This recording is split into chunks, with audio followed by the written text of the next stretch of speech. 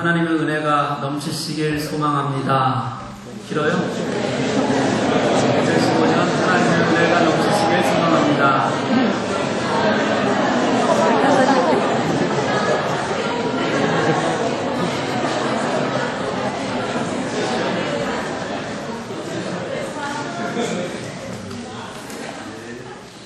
네.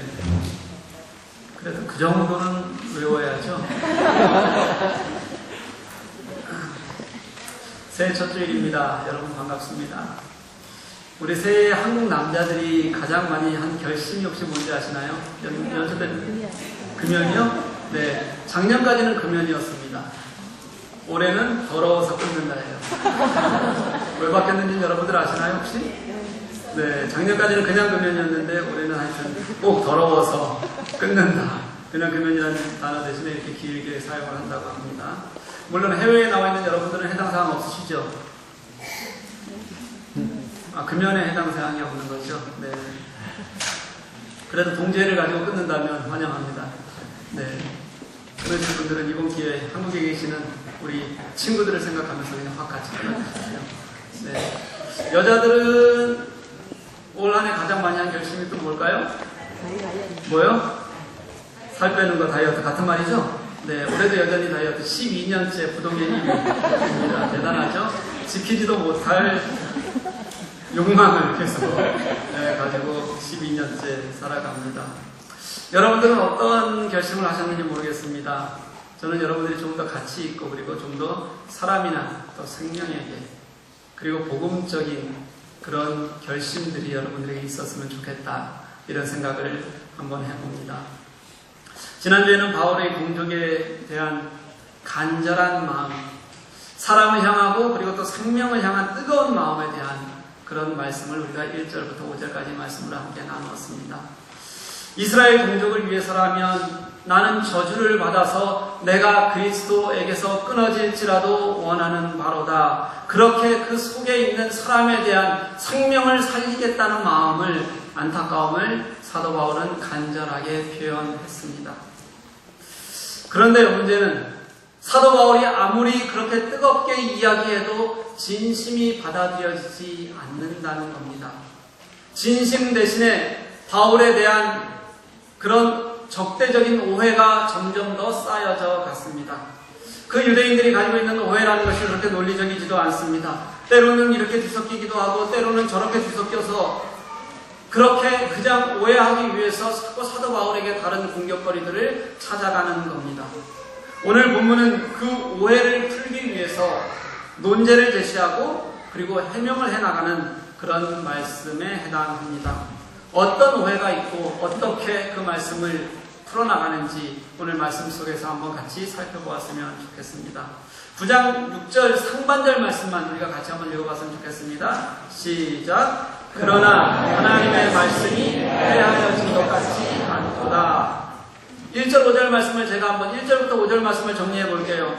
내가 내 속에서 성령께서 증언하듯이 나는 나의 동족이 이스라엘이 내 마음속에서 뜨겁게 살아있는 사랑이다. 이스라엘 백성들에게는 하나님의 약속이 있고 그리고 언약이 있고 율법이 있다. 그리고 이스라엘에게서 예수님이 나셨다. 그 예수님이 영광 받으시는 하나님이시다. 이게 바로 1절부터 5절까지의 말씀이에요. 그렇다면 6절은 보통은 어떻게 나와야 되냐면 그래 바로 그런 하나님이 주신 우리가 이스라엘 민족이다. 우리 민족은 하나님이 우리 민족을 사랑하신다. 이렇게 말해야 되는데 바울은 그렇게 뜨겁게 하나님께서 그들과 함께 하신 것을 이야기한다면 6절에서 생뚱맞게도 하나님의 말씀이 폐하여진 것이 아니다. 이렇게 말씀하고 있다는 겁니다. 1절에서 5절 어디에서 보아도 6절 상반절 말씀을 뒷받침할 만한 구절을 찾기가 굉장히 어렵습니다. 엉뚱해요. 왜 이렇게 전혀 다른 말씀이 나오는 것인지는 지금 말씀에 이어져 있지는 않지만 사도 바울이 처한 상황이 유대인들이 그에게 뭐라고 말하는지를 들어봐야지만 우리가 제대로 이해할 수가 있게 됩니다. 바울은 가는 곳마다 예수 그리스도만이 유일한 구원의 길이라고 그렇게 외쳤습니다. 그게 너무 당연하기 때문에 지금은 너무도 간절한 마음으로 그 예수를 믿지 못하는 민족에 대해서 아파하고 그리고 그들의 구원을 갈망하고 있는 겁니다. 이렇게 민족의 구원을 갈망하는 모습을 보이잖아요. 그러면서 내가 너희들이 구원받지 못하니까 가슴이 아파 죽겠다. 가슴이 찢어진다. 이렇게 얘기하니까 이스라엘 민족들이 이렇게 묻는 거예요. 그렇다면 우리가 이스라엘이라는 이름으로 구원받지 못한다면 네가 말한 대로 하나님께서 우리를 축복하셨다. 그리고 우리를 부르셨다. 그리고 우리와 영영이 함께 하겠다고 말씀하신 것이 분명히 있는데 이 말씀이 그럼 폐하여진 것이 아니냐? 너는 네 입으로 우리 민족에게 하나님의 약속이 있고 말씀이 있고 예배가 있게 하셨다. 이렇게 분명히 말했는데 왜 우리에게 구원은 없다고 그렇게 말하냐? 둘 중 하나다. 너희의 말이 틀렸거나 아니면 하나님의 말씀이 이제는 폐하여진 것이거나 어떤 것이냐? 이렇게 묻는 거예요. 이스라엘 백성들은요, 바울의 말을 받아들일 생각이 없습니다. 그렇게 동족을 향해서 마음이 뜨거워지고 동족이 믿지 못하는 것이 슬픔이고 그치지 않는 고통이 되어 있다고 간절하게, 정말 간절하게 말하는데도 불구하고 그들은 그 진심을 듣지 못합니다. 그리고 그 말을 믿고 와서 내가 그렇게 우리를 안타깝게 여길 만큼 우리가 구원받지 못하는 거면 하나님이 우리를 버린 거네. 그렇게 말하고 있다는 거예요. 바울은 뜨거운 마음으로 복음을 전하고 싶은데 유대인들은 받아들이지 않을 뿐만 아니라 그 말이 다시 꼬투리가 되고 꼬투리가 되어서 비아냥거리고 그리고 더 하나님을 믿지 않겠다고 그렇게 말하는 그런 상황이 유대인들이 지금 바울을 대하는 그런 모습이 되어져 있는 겁니다. 얼마나 안타깝습니까? 우리에게도 이런 상황들은 늘 존재하는 것 같습니다. 저는 웬만하면 남의 말 하기를 싫어합니다. 그래서 웬만하면 직접 말할 수 있으면 말해요. 그래서 오해가 많이 생겨요. 앞에다 대고 자꾸 얘기하니까.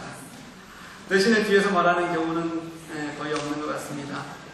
저에게서 누군가가 남의 이야기를 뒷담화하듯이 이렇다 저렇다 그래서 나쁘다 이렇게 이야기를 들은 분이 혹시 있으신지 모르겠습니다. 아마 없을 겁니다. 제가 목회자로서 살아가면서 가장 조심해야 되겠다고 생각하는 것이 말입니다. 혹시 그게 저에게 어떤 오해가 되고 또는 변명이라도 해야 될 상황이 됐다고 할지라도 안 하는 게 저는 좋다고 그렇게 생각해요. 결국 저의 모습에서 보여주지 못하면 제가 말하는 것이나 그리고 제가 변명하는 것이 아무런 도움이 못 된다는 것을 수없이 경험해 왔기 때문에 그렇습니다. 문제는요, 제가 아직도 너무 서투르고 그리고 모자란 게 많은 사람이라는 거예요. 그래서 여러분들이 그냥 무한한 애정을 가지고 도와주시지 않으면 안 된다는 겁니다. 변명도 잘 못하고 여론도 잘 못 만들어요. 그냥 해야 할 일을 열심히 하는 것밖에는 사실은 재주가 별로 없습니다. 송구 영신 예배 시작 전에 우리가 한 20분 정도를 한 해를 돌아보고 우리가 감사할 것도 좀 적어보고 그리고 또 회개하는 것도 적어보고 결단도 적어보자 이렇게 말씀드렸잖아요. 저도 적었습니다. 그 중에서 제가 적은 첫 번째가 뭐냐면 결단입니다. 결단의 첫 번째가 뭐냐면 욱하는 성질 좀 줄이자 이거였어요. 그만큼 제가 모나고 못했습니다. 그러니 여러분들이 좀 참아주셔야 됩니다. 아마 마지막까지 말로 변명하는 일은 없을 겁니다. 모자라고 부족하지만 그래도 그 안에 있는 마음이 어떤 것인지를 보아주기를 바라는 마음으로만 있습니다. 사랑하는 교회 여러분, 여러분들에게도 여러 가지 어려움들이 분명히 존재할 겁니다.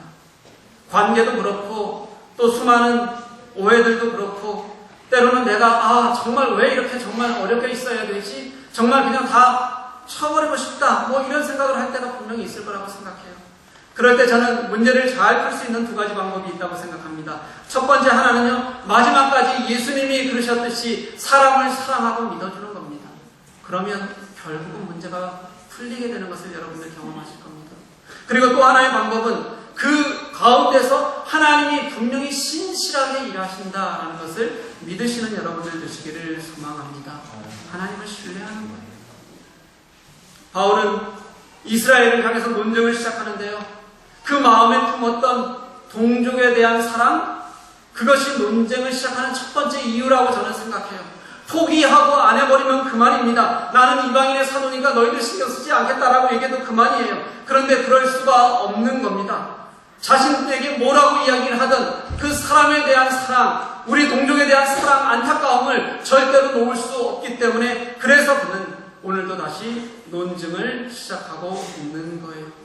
그 첫 번째 주제가 여러분들이 읽었던 9장 6절 상반절, 하나님의 말씀은 폐하여진 것이 아니다, 이렇게 시작하는 것입니다. 하나님의 말씀은 떨어지지 않았다. 얼마나 당연한 이야기예요. 이렇게 당연한 이야기를 바울은 논증을 해야만 하는 그런 입장에 있습니다. 그리고 예를 들어서 설명을 하는데 그 예가 이삭과 야곱이에요. 이스라엘 민족의 처음 시작은 아브라함부터입니다. 그들이 굳게 믿는 그런 약속이라는 것도 하나님께서 아브라함에게 처음 주신 약속이었어요. 아브라함은 이스라엘의 최초의 뿌리이기도 하고 하나님의 약속을 받은 선지자였습니다. 그래서 이스라엘 백성은 아브라함의 자손이라는 것이 그들에게는 가장 큰 그런 역사입니다. 이스라엘은 그 민족들이 아브라함의 자손인 것이 그래서 자랑스럽고 그것이 그들이 생각하는 가장 크고 유일한 구원의 조건이었습니다. 그런데 보니까 하나님은 아브라함의 자손이라고 해서 다 택하신 것은 아니었다는 거예요. 그 첫 번째가 무엇이냐면 창세기 21장 12절 말씀을 인용한 오늘 본문의 7절 말씀입니다. 아브라함에게서 태어났다고 해서 다 하나님께서 택하신 것이 아니라 그 중에서도 하나님께서는 이삭을 통한 자녀만을 택하셔서 이스라엘이 있게 하셨다, 이렇게 말씀하시는 것이 7절 말씀이에요.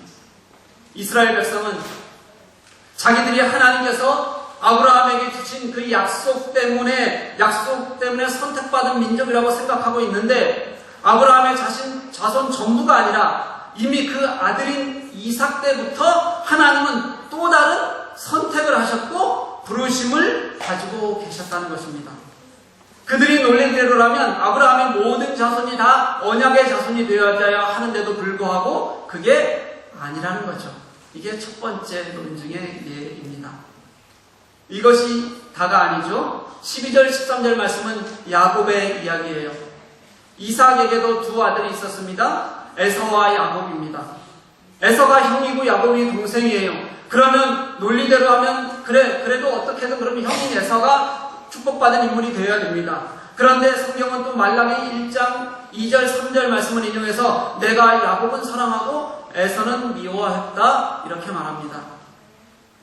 여기서 에서를 미워했다니까 하나님께서 사람을 미워하는 그런 분으로 착각하실까봐 걱정이 되는데요.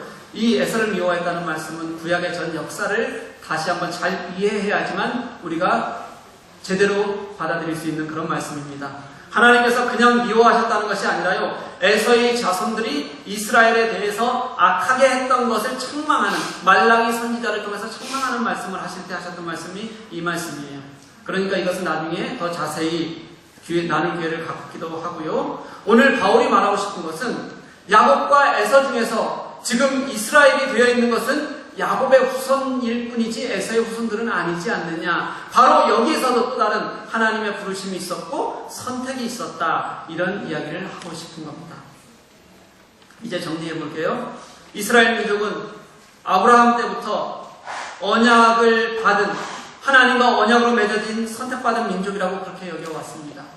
그런데 바울이 그게 아니라 예수 그리스도만으로 이제 우리는 구원받는다, 이렇게 말하니까 이스라엘 백성들은 또다시 그렇다면 하나님의 약속이 폐하여진 것 아니냐, 이렇게 물어요. 그러자 사도 바울이 하는 얘기가 그게 아니다. 이미 지금까지 4000년 역사를 내려오면서 아브라함을 하나님께서 선택하셨던 것처럼 그 아들 이삭을 지나고 또 그 아들 야곱을 지나면서 계속된 하나님의 선택이 있었고 그 선택으로 너희들이 있는 것이지 아브라함의 자손들이 다 이스라엘 민족이 된 것은 아니지 않느냐, 이렇게 말하고 있는 거예요. 그러니 지금 현재의 상황이요, 이스라엘 백성들이 예수를 믿지 않으면 구원받지 못한다면 그것은 하나님의 말씀이 폐하여진 것이 아니라 그것도 하나님의 선택과 부르심이 계획 안에 있는 것이고, 이 바로 하나님의 부르심이 예수 그리스도를 통해서 지금 다시 전개되고 있는 것이다. 이 하나님의 부르심에 우리가 가야 하는 것이지 하나님의 말씀이 폐하여진 것은 당연히 아니다, 이렇게 말하고 있다는 겁니다. 어렵네요. 이해되세요? 안 돼요? 네, 죄송합니다. 제가 잘못했어요. 예, 제 능력이 한계니까 이해해 주시고 본문이 홈피에 올라갑니다. 물론 다시 한번 읽으시면 됩니다. 예, 그래도 이 말씀을 저처럼 이렇게 자세하게 설명할 수 있는 사람이 많지는 않아요. 네, 하지 않고 넘어갑니다. 이제 이스라엘 백성들에게는 하나님의 말씀이 폐하여진 것이 아니라 지금도 하나님께서는 너희들을 선택하시는 것 선택함으로 너희들을 붙들어주고 있다 이렇게 말씀하고 나서, 그리고 저는 이 논증을 통해서 또 다른 이 이야기가 끝나는 것 같은데 사실은 이 속에 있는 정말 중요한 질문 하나를 하고 싶습니다.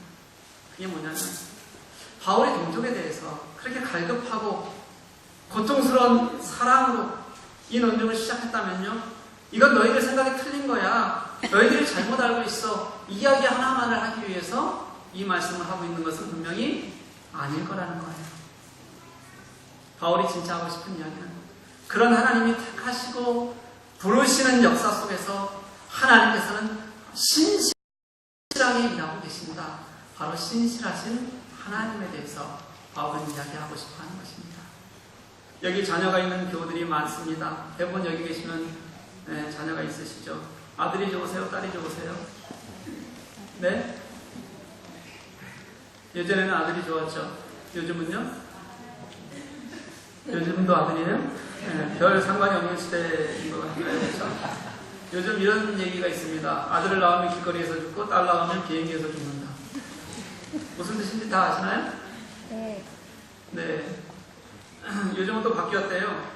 그렇게 딸 낳으면 그래도 딸들은 잘하는 줄 알았더니 아들 낳으면 길거리에서 죽고 딸 낳으면 싱크대에서 죽는다. 하도 내 아기, 내 딸, 내 자식 이렇게 키우니까 애들이 자기 생각만 해요. 그래서 커서도 친정엄마 끝까지 부려먹다가 죽게 된다는 그런 말입니다. 그런데도 뭐하러 이렇게 자식에게 매달리는지 모르겠어요. 여러분, 자식에게서 빨리 손댈수록 성공하는 삶인 것을 깨닫는 여러분들 되시길 소망합니다. 네, 아멘 하셨어요? 이 웃자는 데서 아멘 하시는 분들이 있어요. 조마조마했는데 역시나입니다.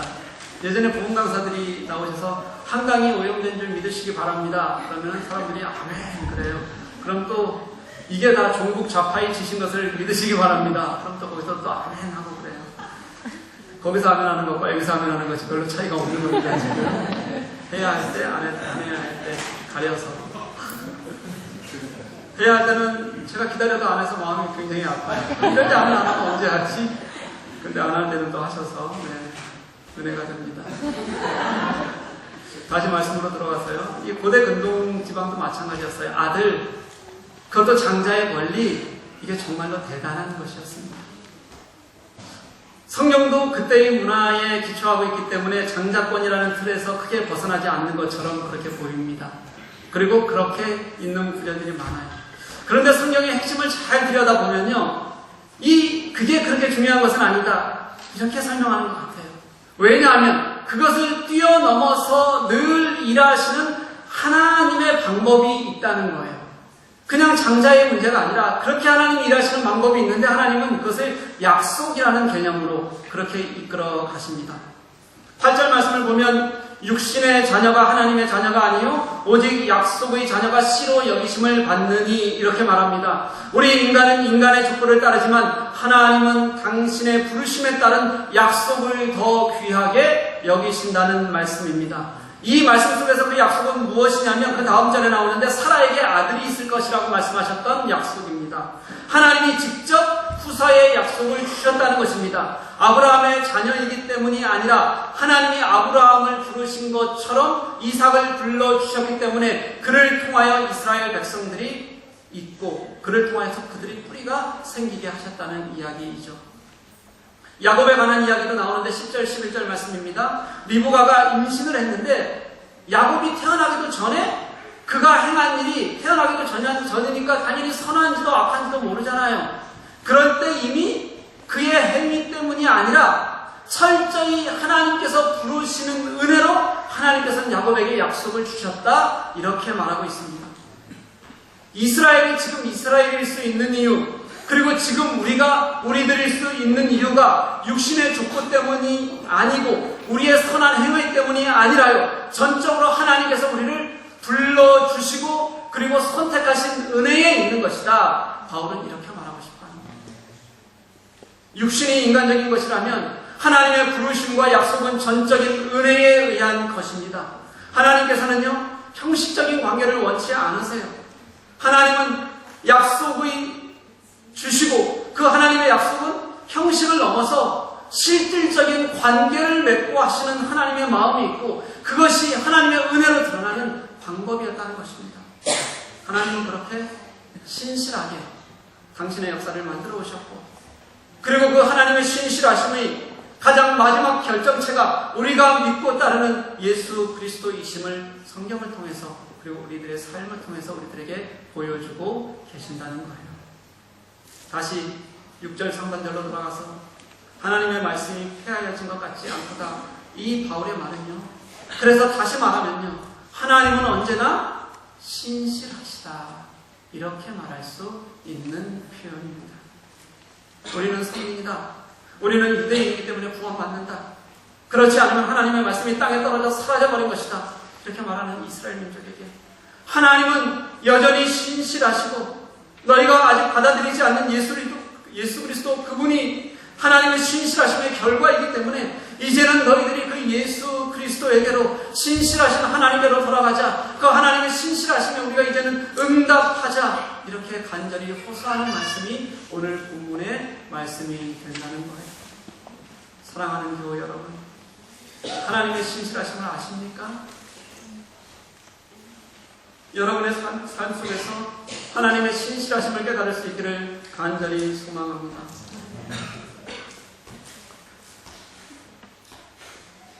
큰일 났네요. 원고가 한 점 빠졌어요. 네.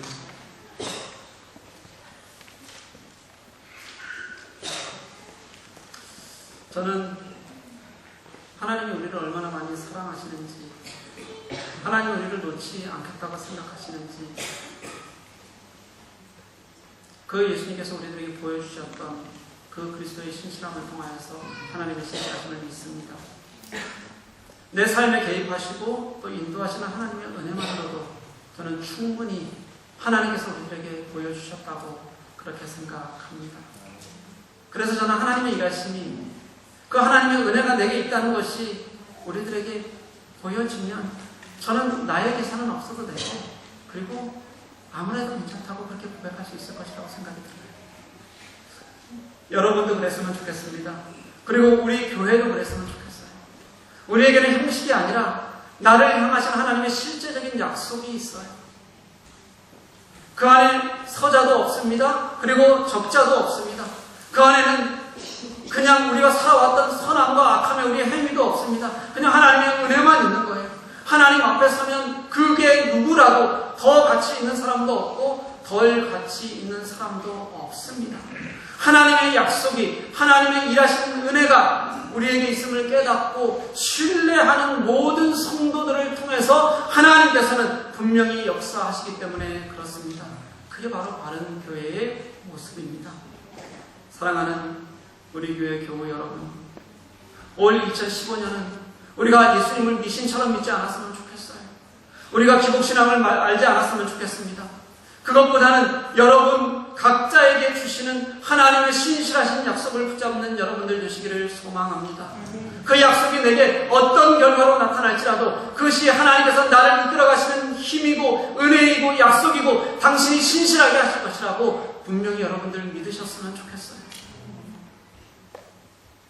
그리고 그렇게 여러분들이 하나님의 신실하심을 믿고 살아가면 하나님께서는 분명히 여러분들에게 위로와 그리고 격려로 그리고 함께 세워가시는 은혜로 응답하실 것입니다.